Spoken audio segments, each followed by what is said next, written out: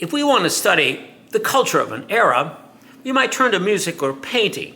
However, evaluating music and painting offer near opposite experiences. Music is an entirely abstract form of art.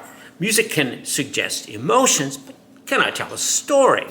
Music is a time-space art form. Indulge me for about 16 seconds and listen to this short excerpt from the early to mid-15th century.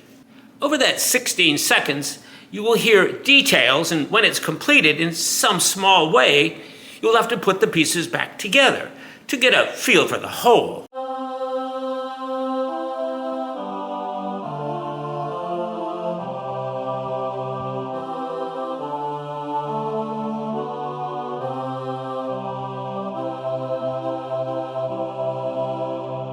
When we observe a magnificent painting like this Jan van Eyck Arnolfini Portrait, immediately we have some sense of what the painting is about.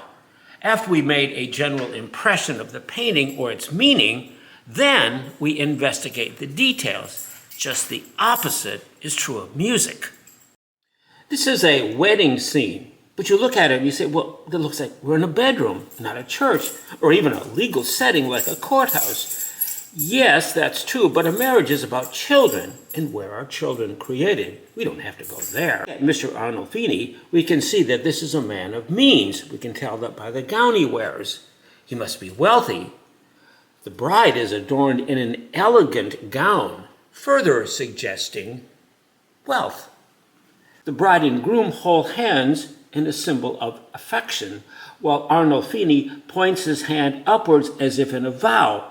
But he also points to the chandelier here at the upper part of the portrait. But if you look carefully, you'll notice there's only one candle that's lit. It makes us ask, why just one candle? Another question lingers. If we look near the bottom of the painting, we see a dog. What's a dog doing at a wedding scene? Alongside the dog is a pair of shoes, or sandals in this case. Why would shoes be included in this painting? We ask these kinds of questions. Certainly the painter Jan van Eyck would not place them in the scene if there was no reason to include them. As we study the painting, more questions emerge. Comparing the adjustable music example, which required that we put a series of details in order so that the sounds are organized from which we must make sense so that we can understand the entire piece. Opposite to that, in a painting, the meaning is readily understood. I'm David Ott. Join me at learnsursa.com.